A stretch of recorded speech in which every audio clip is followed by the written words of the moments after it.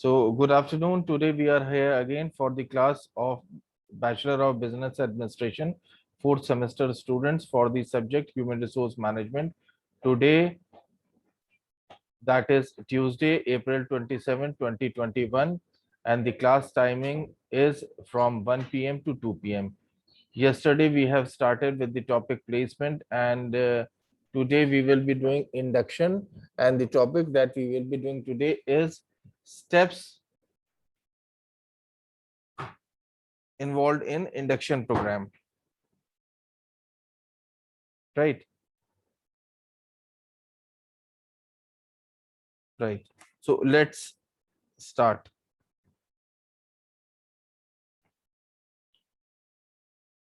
Steps in induction program.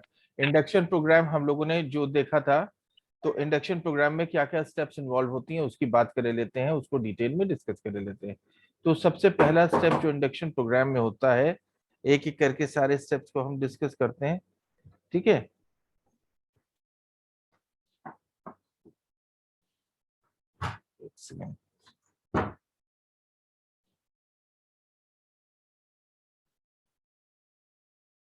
ठीक, right.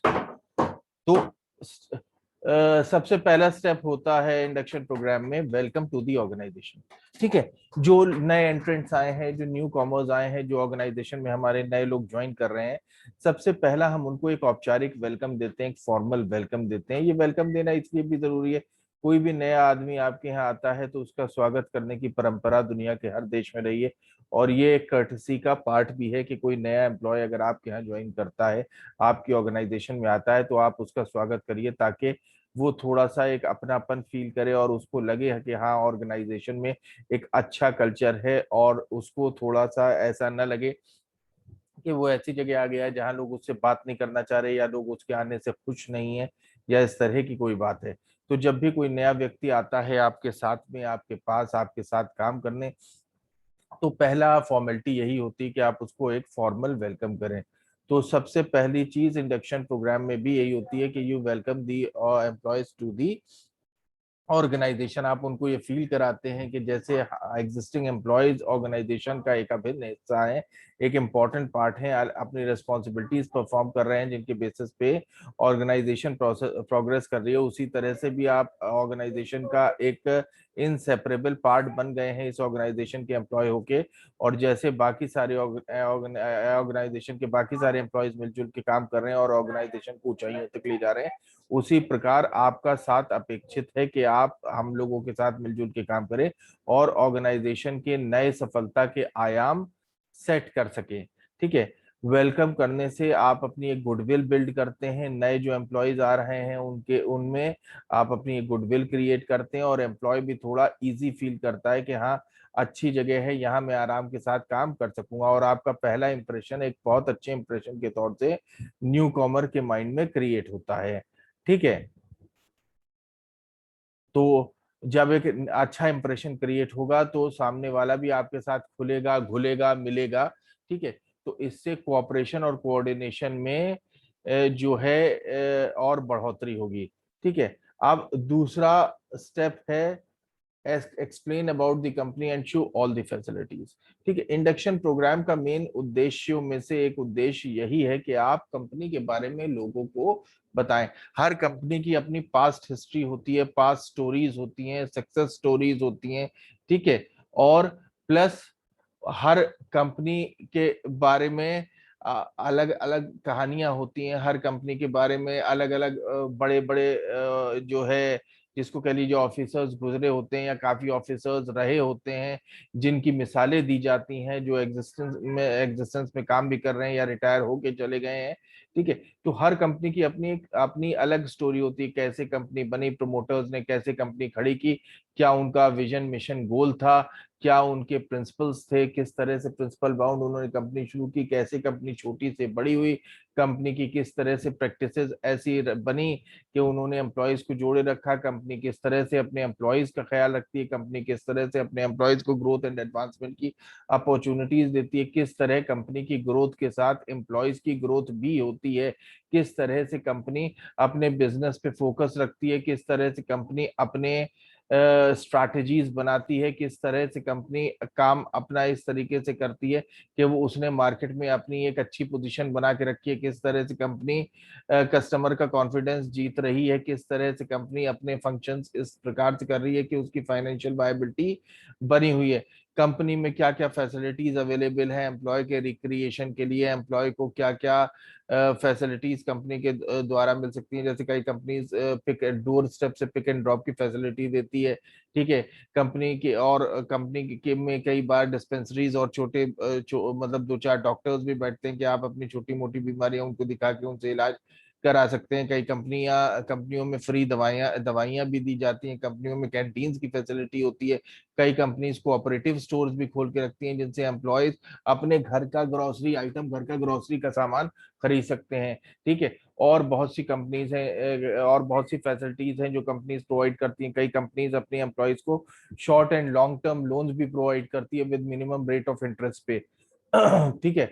तो इसके जरिए ओरिएंटेशन या इंडक्शन प्रोग्राम के जरिए आप एम्प्लॉय को कंपनी से रूबरू कराते हो, कंपनी के बारे में बताते हो कि कंपनी किन जो है आधारों को लेके, किन आयामों को लेके, किन सिद्धांतों को लेके बनी, किस प्रकार से कंपनी ने प्रोग्रेस की और किस प्रकार आज जो कंपनी जिस पोजीशन पे पहुंची है उसमें किन किन लोगों का योगदान है। प्लस आप उसको ये भी बताते हो कि कंपनी आपको क्या क्या फैसिलिटीज प्रोवाइड करती है और वो क्या क्या फैसिलिटीज क्या क्या है, उन फैसिलिटीज को कैसे अवेल किया जा सकता है और किस हद तक उस फैसिलिटी के आप हकदार हैं, ठीक है।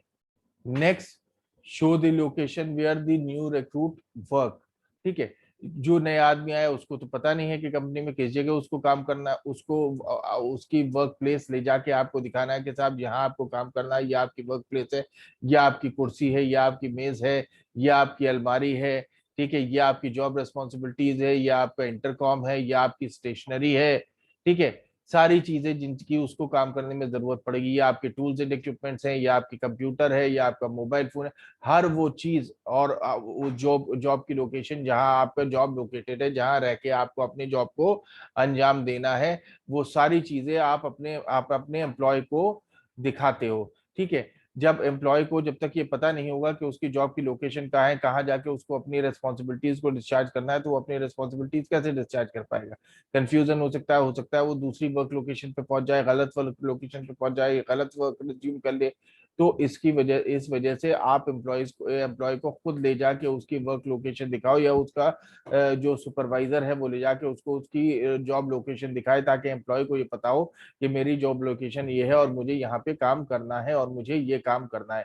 साथ में किन किन चीजों का क्या क्या चीजें जो जो उसको दी जानी है वो चीजें भी उनको दिखा दो, और उन चीजों की लोकेशन कहाँ है वो भी उनको एम्प्लॉय को बता दो, ताकि एम्प्लॉय अपना काम अच्छी तरह से कर सके। और हर वो चीज जिसको जिन चीजों की जरूरत उसको काम पड़ने में करने में पड़ेगी, उन चीजों की लोकेशन भी उसको पता हो, ताकि उन चीजों का भी इस्तेमाल वो इफेक्टिवली और एफिशिएंटली कर सके। अनलेस एंड अनटिल एम्प्लॉय को अपनी लोकेशन का पता नहीं होगा तो वो अपना काम अच्छी तरह से नहीं करके रख सकता। इसलिए जरूरी यह है कि एम्प्लॉय को उसकी लोकेशन का पता हो, ताकि वो अपना काम अच्छी तरह से सरअंजाम दे सके, ठीक है। अब नेक्स्ट नेक्स्ट पॉइंट पे आ जाते हैं। नेक्स्ट पॉइंट है offer details about various work groups. अब यहाँ पे आप जब एम्प्लॉय को काम करना होगा तो वो अकेला तो काम करेगा नहीं, उसको कई अलग अलग वर्क ग्रुप्स के साथ तालमेल बिठा के कोऑपरेट या कोऑर्डिनेट करके काम करना होगा। तो जिस जिस वर्क ग्रुप के साथ उसको तालमेल बिठाना है, कोऑपरेट करना है, कोऑर्डिनेट करना है, या जिन जिन वर्क ग्रुप के साथ मिलजुल के काम करना है, उन सब वर्क ग्रुप से भी एम्प्लॉय का इंट्रोडक्शन करा दीजिए। उन वर्क ग्रुप के मेंबर्स के बारे में उनको बता दिए, कौन कौन मेंबर्स हैं, उनके कॉन्टैक्ट डिटेल शेयर कर लीजिए। कुछ व्हाट्सएप ग्रुप्स बने हुए हैं तो उसमें एम्प्लॉय को इंक्लूड करा दीजिए, कुछ ईमेल ग्रुप बने हुए हैं तो उसमें उसको इंक्लूड करा दीजिए, कुछ स्नैप मतलब किसी भी प्लेटफॉर्म सोशल मीडिया प्लेटफॉर्म पे अगर कोई भी ग्रुप बना हुआ है तो उसमें उसको आप ज्वाइन करा दीजिए, ताकि एम्प्लॉय को उन सभी ग्रुप के बारे में उसके पास डिटेल मौजूद हो, जो ग्रुप एग्जिस्ट कर रहे हैं जिनके साथ उसको कोऑपरेट करके काम करना है। ऑलराइट, अब आप और यहाँ पे अब अगली स्टेप जो है, आपको ऑर्गेनाइजेशन के पॉलिसीज के बारे में ऑर्गेनाइजेशन के रूल्स के बारे में, ऑर्गेनाइजेशन के रेगुलेशंस के बारे में, बेनिफिट्स एक्सेट्रा के बारे में भी एम्प्लॉय को बताना है। भाई देखिए, हर ऑर्गेनाइजेशन जो काम करती है उसकी अलग पॉलिसीज होती हैं, उसके अलग रूल्स एंड रेगुलेशंस होते हैं, ठीक है, उनके बारे में एम्प्लॉय को पता होना चाहिए। ज्यादातर यूनिवर्सिटी, ज्यादातर ऑर्गेनाइजेशन के रूल्स एंड रेगुलेशंस से, ज्यादातर रूल्स एंड रेगुलेशंस सिमिलर होते हैं, कई रूल्स एंड रेगुलेशंस अलग भी होते हैं। अब मिसाल के तौर से, जैसे ऑर्गेनाइजेशन में आप किसी कंपनी में काम कर रहे हैं, वहां मंडे टू फ्राइडे आपको फॉर्मल क्लोथ में ही आना है, यानी पैंट शर्ट टाई, लेकिन सैटरडे को कैजुअल्स भी परमिटेड हैं। ठीक है, सैटरडे को आप कैजुअल में आ जा सकते हैं, जीन्स टी शर्ट पे आ सकते हैं। ठीक, तो इस तरह के जितने भी रूल्स एंड रेगुलेशंस ऑर्गेनाइजेशन में है, जितनी भी पॉलिसीज हैं, उन सब के बारे में आपको अपने एम्प्लॉयज को ब्रीफ करना चाहिए। साहब, लीव के रिलेटेड क्या पॉलिसी है, आप किन किन का लीव एंटाइटलमेंट है, आपको 12 कैजुअल लीव मिलेंगी, 15 मेडिकल लीव मिलेंगी, 15 अर्न लीव मिलेगी हर साल में, ये लिस्ट ऑफ हॉलीडेज है, प्लस आपको स्पेशल कैजुअल लीव मिल सकती है, स्पेशल लीव मिल सकती है, XYZ लीव मिल सकती है। ठीक है, आपके प्रमोशन इन इन शर्तों पे होगा, इन इन शर्तों पे आपका डिमोशन हो सकता है, आप ऐसा परफॉर्मेंस करेंगे तो आप इंसेंटिव्स के हकदार होंगे, आप ऐसी परफॉर्मेंस करेंगे तो आप इंसेंटिव्स के हकदार नहीं होंगे। आपके यहाँ किस किस प्रकार के इंसेंटिव्स दिए जाते हैं उनका विवरण उसमें होगा। यहाँ पे कंपनी के मैनुअल्स होते हैं, कुछ रिटन मैनुअल्स होते हैं कंपनी के, जिसमें कंपनी के plans, policies, rules and regulations लिखी होती हैं, बुकलेट टाइप की होती है, बाइंड फॉर्म में होती है, वो भी एम्प्लॉयज को दी जाती है। उसमें सारे कंपनी के प्लान्स एंड प्रोसीजर्स लिखे होते हैं, पॉलिसीज एंड प्रोसीजर्स लिखे होते हैं कि किस चीज की क्या पॉलिसी है, किस चीज का क्या प्रोसीजर है। ये देना एम्प्लॉय के लिए जरूरत इसलिए रहती है ताकि एम्प्लॉय अपने सारे एक्शंस को उस मैनुअल के अकॉर्डिंग ही प्लान कर सके, क्योंकि जो भी एक्शन उस मैनुअल के अकॉर्डिंग नहीं है वो जस्टिफाइड नहीं है, और उस एक्शन को जस्टिफाई नहीं किया जा सकता, और चूंकि उस एक्शन को जस्टिफाई नहीं किया जा सकता उस मैनुअल के अकॉर्डिंग, इसलिए वो एक्शन गलत है और वो एक्शन नॉन डिजायरेबल है। तो ऑर्गेनाइजेशन की प्लान्स, ऑर्गेनाइजेशन के रूल्स, रेगुलेशंस और पॉलिसी के बारे में एम्प्लॉय को बताना बहुत जरूरी है, ताकि उन rules, regulations, plans and policies के अकॉर्डिंगली अपने आप को एडजस्ट कर ले और अपना बिहेवियर उसी हिसाब से मोल्ड कर ले। क्योंकि अगर वो अपना बिहेवियर उस हिसाब से मोल्ड नहीं करेगा तो क्या होगा, तो ऑर्गेनाइजेशन के साथ एम्प्लॉय बेटर तरीके से फिट नहीं हो पाएगा। ऑर्गेनाइजेशन के साथ फिट होने के लिए उसको ये करना ही पड़ेगा, और करना भी चाहिए, करने की जरूरत भी बनती है पूरी पूरी। ठीक है, further explain about opportunities and career prospects, ये बहुत इंपॉर्टेंट है। देखिए, कोई भी आदमी कहीं नौकरी करने जाता है तो वो इस उम्मीद में जाता है कि वो वहां जाके ग्रो करेगा, उसको वहां जाके मौके मिलेंगे, उसको वहां जाके आगे बढ़ने के मौके मिलेंगे। भाई, आपने किसी ऑर्गेनाइजेशन में as a sales executive join किया, क्या आप उससे सेल्स एग्जीक्यूटिव ही रिटायर होना चाहोगे? नहीं होना चाहोगे। आप यही चाहोगे कि वक्त दर वक्त जब आप अच्छा परफॉर्मेंस करते जाओ, आपको प्रमोशन मिलता जाए, और सेल्स एग्जीक्यूटिव के से आप प्रमोट होकर मैनेजर हो जाओ, डिप्टी मैनेजर हो जाओ, जनरल मैनेजर हो जाओ, कंपनी में वाइस प्रेसिडेंट हो जाओ, बोर्ड ऑफ डायरेक्टर्स तक पहुंच जाओ। ठीक है, हर आदमी अपना ग्रोथ एंड डेवलपमेंट चाहता है ऑर्गेनाइजेशन में। तो आपको कंपनी, आपकी कंपनी क्या कैरियर प्रोस्पेक्ट्स दे रही है एम्प्लॉय को, क्या अपॉर्चुनिटीज दे रही है टू ग्रो एंड डेवलप, उसके बारे में भी ओरिएंटेशन प्रोग्राम में आपको बताना है। ये बताना आपके लिए फायदेमंद कैसे हो सकता है? ये बताना आपके लिए फायदेमंद इस तरीके से हो सकता है क्योंकि अच्छे एम्प्लॉय अच्छी अपॉर्चुनिटीज को हमेशा ढूंढते हैं। ठीक है, जब वो देखेंगे कि साहब ये यहाँ तो ऑर्गेनाइजेशन में हमारे पास प्लेंटी ऑफ अपॉर्चुनिटीज है, तो वो आपकी ऑर्गेनाइजेशन में लग के काम करेंगे, टिक के काम करेंगे, और जल्दी नौकरियां छोड़कर नहीं जाएंगे। जब वो जल्दी नौकरियां नहीं छोड़ के जाएंगे तो क्या होगा, तो ये होगा कि एक अच्छी वर्कफोर्स आपकी ऑर्गेनाइजेशन में एग्जिस्ट करती रहेगी। तो ये बहुत जरूरी है कि आप अपने एम्प्लॉयज को न सिर्फ अपॉर्चुनिटीज दें कैरियर एडवांसमेंट के की और ग्रोथ एंड डेवलपमेंट की, बल्कि इन अपॉर्चुनिटीज के बारे में एम्प्लॉयज को कम्युनिकेट भी करें। क्योंकि अगर आप एम्प्लॉयज को कम्युनिकेट नहीं करेंगे तो इन्फॉर्मेशन अधूरी रह जाएगी, वो इन्फॉर्मेशन आप तक रह जाएगी, एम्प्लॉयज तक पहुंचेगी नहीं। एम्प्लॉयज तक पहुंचेगी नहीं तो एम्प्लॉयज तक जब जो इन्फॉर्मेशन पहुंचेगी नहीं वो बेकार है फिर। तो एम्प्लॉयज तक ये इन्फॉर्मेशन पहुंचनी चाहिए कि साहब इस ऑर्गेनाइजेशन में रहते हुए आपको ये अपॉर्चुनिटीज है, और कैरियर ग्रोथ की ये अपॉर्चुनिटीज आपको अवेलेबल है। जब एम्प्लॉयज कोई चीजें प्रॉपर्ली कम्युनिकेट हो जाएंगी तो एम्प्लॉयज भी मन लगा के काम करेगा, टिक के काम करेगा, और आपकी ऑर्गेनाइजेशन के साथ एक लंबा एसोसिएशन रखेगा, जल्दी नौकरी छोड़ के नहीं जाएगा, क्योंकि उसको पता है कि सारी चीजें ट्रांसपेरेंट है, अगर मैं ऐसा परफॉर्म करूंगा तो मेरे लिए ये अपॉर्चुनिटीज अवेलेबल है। ठीक है, नेक्स्ट है क्लैरिफाई डाउट। भाई देखिए, कोई भी नया एम्प्लॉय किसी नए ऑर्गेनाइजेशन में आता है, कोई भी नया आदमी किसी नए शहर में जाता है, कोई भी नया मेंबर किसी नई फैमिली में आता है, तो उसको 50 किस्म के डाउट्स होते हैं। ठीक है। और वो अच्छे मेंबर की तरह से किसी भी ऑर्गेनाइजेशन में, अच्छे मेंबर की तरह से किसी भी फैमिली में जब भी परफॉर्म कर सकता है, जब भी बिहेव कर सकता है, जब उसके जो भी डाउट्स हैं वो क्लैरिफाई हो जाए। डाउट्स कई तरह के हो सकते हैं।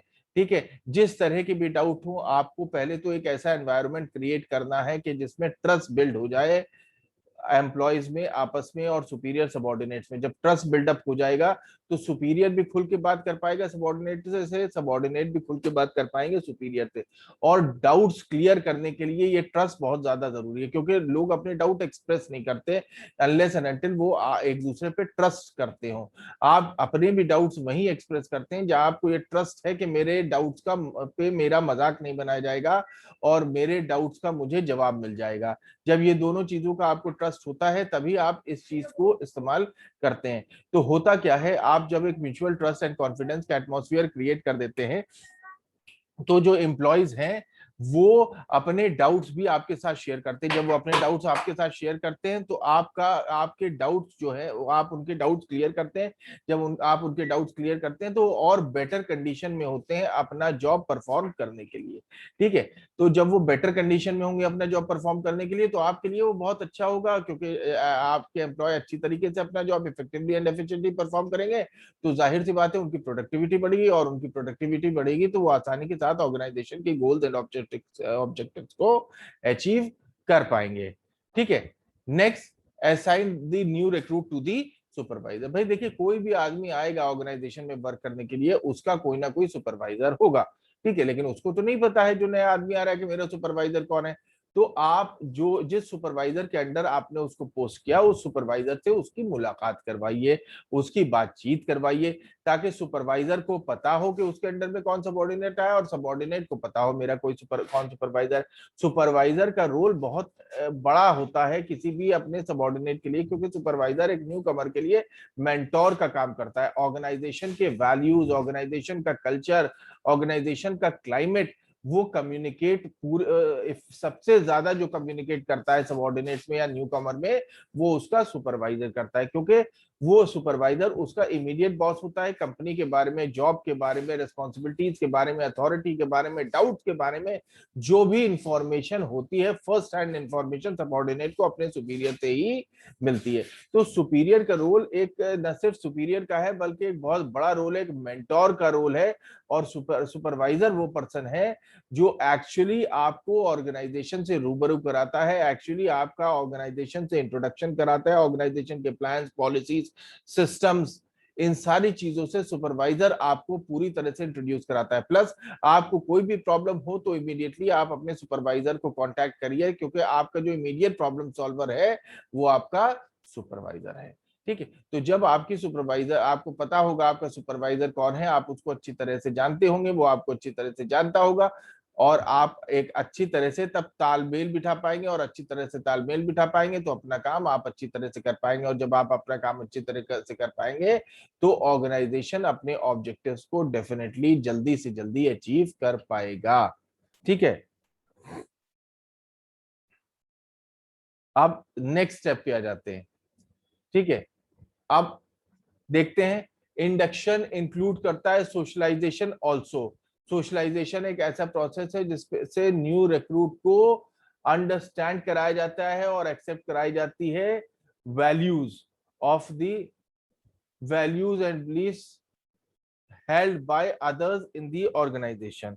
ठीक है। देखिए, इंडक्शन एक ऐसा प्रोसेस है जिसके जरिए सोशलाइजेशन कराया जाता है। सोशलाइजेशन कराने से मतलब ये है कि आपने इंडिविजुअल को एक अपॉर्चुनिटी दी है कि वो लोगों के साथ घुल मिल सके। सोशलाइजेशन प्रोसेस के जरिए ही न्यू रिक्रूट जो है वो आपकी जो एग्जिस्टेंस वैल्यूज हैं, नॉर्म्स हैं, बिलीव्स हैं, उनको समझ सकता है और उनको एक्सेप्ट कर सकता है। भाई जब आप लोगों के साथ सोशलाइज करोगे, आप ये देखोगे ज्यादातर लोग क्या वैल्यूज, क्या नॉर्म्स, क्या बिलीफ सिस्टम फॉलो कर रहे हैं, तो उसका एक बहुत बड़ा इन्फ्लुएंस आप पे पड़ता है एज एन इंडिविजुअल।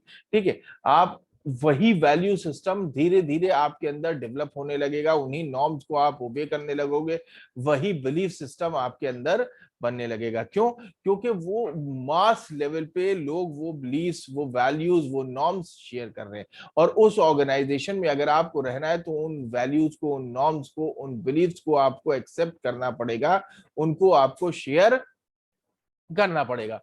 और इनको मानना आपके लिए जरूरी इसलिए है क्योंकि ये ऑर्गेनाइजेशन में हर जगह एग्जिस्ट कर रही हैं। तो इंडक्शन एक ऐसा प्रोसेस है जिसके जरिए आपको सोशलाइज किया कराया जाता है, आपको लोगों के साथ घुलने मिलने, उनको समझने का मौका दिया जाता है, ताकि आप उनके वैल्यू सिस्टम को, जो कि ऑर्गेनाइजेशन से उन्होंने ड्राइव किया, उनके बिलीफ सिस्टम को, ऑर्गेनाइजेशन के नॉर्म्स को अच्छी तरह से समझ सको और उसको अपने बिहेवियर में फॉलो अप कर सको, उसको अपने बिहेवियर में इनकलकेट कर सको, क्योंकि इन चीजों को आपको अपने बिहेवियर में इंक्लूड करना ही पड़ेगा। और बिहेवियर में अगर आप इंक्लूड नहीं करते हैं तो करने आपके पास और कोई ऑप्शन नहीं है। उस ऑर्गेनाइजेशन में रहने के लिए इन चीजों को आपको एक्सेप्ट करना है, खुशी खुशी एक्सेप्ट करना है और पूरी तरह से एक्सेप्ट करना है। ठीक है। यहाँ पे फॉलो अप मीटिंग्स भी होती हैं रेगुलर इंटरवल्स पे, ये देखने के लिए कि न्यू रिक्रूट न्यू एनवायरनमेंट के साथ एडजस्ट हो पाया है या नहीं हो पाया। इंडक्शन प्रोग्राम में ये बहुत इंपॉर्टेंट कंसेप्ट है फॉलो अप मीटिंग्स का। फॉलो अप मीटिंग्स क्या होती हैं? आपने एम्प्लॉय को सिलेक्ट कर लिया, उसको इंडक्शन प्रोग्राम करा दिया, उसको जॉब पे पोस्ट कर दिया। अब आप फॉलो अप मीटिंग लेंगे। फॉलो अप मीटिंग में आप दोबारा से न्यू रिक्रूट्स को बुलाएंगे और उनसे बात करेंगे, फ्रीली उनको बात करने का मौका देंगे, ये समझने के लिए कि वो ऑर्गेनाइजेशन के साथ और एक ऑर्गेनाइजेशन के एनवायरनमेंट के साथ वो पूरी तरह से एडजस्ट हो पाए हैं या नहीं हो पाए। अगर एडजस्ट हो पाए हैं तो उनसे फीडबैक लेंगे कि भाई आप फीडबैक दीजिए कि आपका क्या फीडबैक है, और अगर एडजस्ट नहीं हो पाए हैं तो प्रॉब्लम समझेंगे कि क्या प्रॉब्लम है कि आप ऑर्गेनाइजेशन के सिस्टम के साथ, ऑर्गेनाइजेशन के एनवायरनमेंट के साथ एडजस्ट नहीं हो पा रहे हैं। ठीक है। देखिए, जरूरी नहीं है हर आदमी हर ऑर्गेनाइजेशन में एडजस्ट हो जाए और प्रॉपरली एडजस्ट हो जाए। कई लोग ऐसे होते हैं जो एडजस्ट नहीं हो पाते हैं, और उनके एडजस्ट नहीं हो पाने के उनके कई कारण होते हैं। ठीक है। ये कारण वेरी करते हैं from person to person and situation to situation. कई बार ये कारण रियलिस्टिक होते हैं, कई बार ये कारण अनरियलिस्टिक भी होते हैं। रियलिस्टिक कारण का मतलब ये है कि कई बार कारण जेन्युइन भी होते हैं, वाकई उनको परेशान किया जा रहा होता है, या ऑर्गेनाइजेशन का एनवायरनमेंट ऐसा होता है जो पेक्यूलियर टाइप का होता है, वो उसके साथ उनका एडजस्टमेंट पॉसिबल नहीं हो पा रहा है। मगर कई बार लोग खुद एडजस्ट नहीं होना चाहते, जबरदस्ती वो प्रॉब्लम्स क्रिएट करते हैं, प्रॉब्लम्स लेके आते हैं अपने सुपरवाइजर्स के साथ, अपने कलीग्स के साथ, अपने सबॉर्डिनेट्स के साथ जबरदस्ती वो झगड़ा करते हैं, या इस तरह की सिचुएशन क्रिएट करते हैं कि न सिर्फ वो ट्रबल में पड़े बल्कि उनके साथ के लोग भी ट्रबल में पड़े। तो ये सारी सिचुएशंस आपको समझनी पड़ेंगी, ये सारी बातें आपको देखनी पड़ेंगी, इन सारी बातों के बारे में आपको सोचना पड़ेगा, और ये आपको फीडबैक के जरिए ही ये इंफॉर्मेशन मिलेगी। तो कैंडिडेट अपने ऑर्गेनाइजेशन में, अपने जॉब के साथ, अपने एनवायरनमेंट के साथ, अपने लोगों के साथ एडजस्ट हो पाया है या नहीं हो पाया, आई मीन न्यू कमर अपनी एनवायरनमेंट के साथ, अपने कलीग्स के साथ, अपने सुपरवाइजर्स के साथ, ऑर्गेनाइजेशनल एनवायरनमेंट के साथ एडजस्ट हो पाया है नहीं हो पाया है, ये समझने के लिए रेगुलर इंटरवल्स पे फॉलो अप मीटिंग की जाती है, ताकि अगर किसी भी किस्म की कोई ऐसी प्रॉब्लम है जो जेन्युइन प्रॉब्लम है, जिसकी वजह से कैंडिडेट का या न्यू कमर का एडजस्टमेंट नहीं हो पा रहा है, तो उन प्रॉब्लम्स को रिमूव किया जा सके और उसका प्रॉपर एक एडजस्टमेंट कराया जा सके, ताकि वो अपनी परफॉर्मेंस 100% दे सके, अच्छी तरह से काम कर सके और अपनी असाइन की गई सारी रेस्पॉन्सिबिलिटीज को पूरी तरह से डिस्चार्ज कर सके। ठीक है। अब इंडक्शन ट्रेनिंग इन इंडिया की बात कर लेते हैं। कौन कौन सी ऐसी ऑर्गेनाइजेशन है इंडिया में जहां इंडक्शन ट्रेनिंग होती है? जैसे एप्टेक वाले इंडक्शन ट्रेनिंग देते हैं, मारुति उद्योग लिमिटेड में इंडक्शन ट्रेनिंग या ओरिएंटेशन प्रोग्राम्स होते हैं। ठीक है। स्टैंडर्ड चार्टर बैंक्स भी इंडक्शन प्रोग्राम ओरिएंटेशन प्रोग्राम्स कराते हैं। सिटी बैंक्स भी इंडक्शन प्रोग्राम ओरिएंटेशन प्रोग्राम्स कराते हैं। ठीक है। केपीएमजी भी इंडक्शन प्रोग्राम और ओरिएंटेशन प्रोग्राम्स कराती है। सोनी इंडिया भी इंडक्शन और ओरिएंटेशन प्रोग्राम्स कंडक्ट करती है। इंडियन शेविंग प्रोडक्ट्स भी आपके जो है ये इस तरह के प्रोग्राम्स कंडक्ट करती है। ठीक है। तो ये सारे जो है आपके ऐसी ऑर्गेनाइजेशन है जो इंडक्शन ट्रेनिंग प्रोग्राम्स को कंडक्ट करते हैं। ठीक है।